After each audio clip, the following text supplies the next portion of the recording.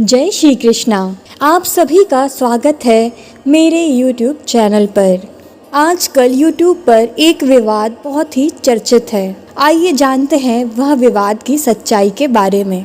कथावाचक प्रदीप मिश्रा के राधा रानी पर दिए गए बयान को लेकर ब्रज क्षेत्र में विरोध प्रदर्शन हो रहे हैं। ब्रजवासियों ने मथुरा के एसपी से उनके खिलाफ शिकायत की। प्रदीप मिश्रा के बयान पर प्रेमानंद महाराज जी ने भी गुस्सा जाहिर किया।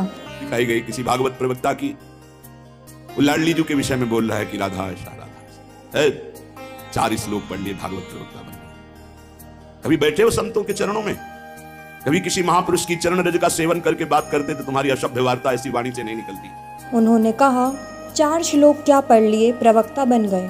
ब्रज तीर्थ देवालय न्यास के संगठन पदाधिकारियों ने प्रदीप मिश्रा के खिलाफ लोगों की भावनाएं आहत करने के लिए मुकदमा दर्ज कराने की मांग की।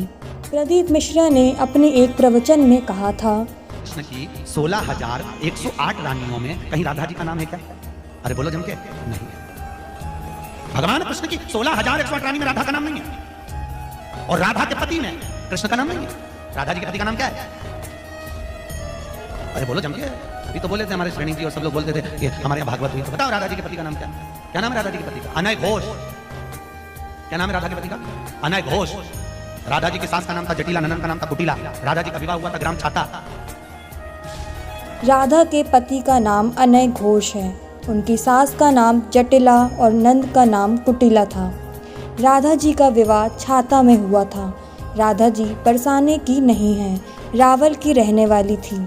बरसाने में तो राधा जी के पिताजी की कचहरी थी, जहाँ पर वो साल भर में एक बार आती थी। प्रेमानंद जी महाराज ने पंडित मिश्रा को लेकर ये बातें कहीं, तुझे नर्क से कोई नहीं बचा सकता। हमें गाली दो तो चलेगा, लेकिन तुम हमारे इष्ट, हमारे गुरु, हमारे धर्म के खिलाफ बोलोगे, उनका अपमान करोगे तो हम ये बर्दाश्त नहीं करेंगे। हम स्वयं को न्यौछावर कर देंगे, तुम्हें बोलने लायक नहीं छोड़ेंगे। तुम्हें पता ही क्या है लाडली जी के बारे में, तुम जानते ही क्या हो। अगर तुम किसी संत के चरण रज का पान करके बात करते तो तुम्हारे मुख से कभी ऐसी वाणी नहीं निकलती। जैसा वेद कहते हैं, राधा और कृष्ण अलग नहीं हैं। तुझे तो शर्म आनी चाहिए। जिसके यश का गान करके जीता है, जिसका यश खाता है, जिसका यश गाकर तुझे नमस्कार और प्रणाम मिलता है, उसकी मर्यादा को तू नहीं जानता। श्री जी की अवहेलना की बात करता है, कहता है कि वे इस बरसाने में नहीं हैं। अभी तेरा सामना पड़ा नहीं संतों से। 4 लोगों को घेर कर उनसे पैर पुजवाता है तो समझ लिया कि तू बड़ा भागवताचार्य है। रही बात श्री जी बरसाने की है या नहीं, तो तुमने कितने ग्रंथों का अध्ययन किया है? 4 श्लोक पढ़ क्या लिए भागवत प्रवक्ता बन गए? तुम नर्क में जाओगे। वृंदावन की भूमि से गरज कर ये कह रहा हूँ। प्रदीप मिश्रा द्वारा राधा रानी पर दिए गए प्रवचन पर संत प्रेमानंद महाराज ने भी आक्रोश जताया। सोमवार को दिए प्रवचन में संत प्रेमानंद महाराज ने कहा कि 4 श्लोक पढ़ लिए और प्रवक्ता बन गए। कभी बैठे हो संतों के चरणों में, कभी महापुरुष के चरण में बैठते तो यह असभ्य भाषा तुम्हारी वाणी से नहीं निकलती। संत प्रेमानंद महाराज ने कहा, जो हमारी राधा रानी लाडली जी के बारे में एक बात नहीं जानता, उसे बोलने का कोई अधिकार नहीं। प्रेमानंद महाराज जी की टिप्पणी के बाद अब कथावाचक पंडित प्रदीप मिश्रा ने जवाब दिया। उनके वायरल वीडियो में वे कहते हैं कि हमारा तो निवेदन है कि जो अपशब्द कहने वाले हैं, आपने पूरी वीडियो सुनी ही नहीं। जो वीडियो काट कर चलाई गई है वो वीडियो 14 साल पहले की है। 14 वर्ष पहले जो कथा हमने कमलापुर में कही थी, कमलापुर की कथा पूरी निकाल कर सुनना। उसमें हमने राधा जी के विवाह का वर्णन भगवान श्री कृष्ण के साथ भी किया है। कथा का जिक्र करते हुए पंडित प्रदीप मिश्रा ने कहा, ब्रह्मा जी को जब श्राप लगा तब ब्रह्मा जी ने नारद जी के कहने पर राधा जी का विवाह श्री कृष्ण से कराया।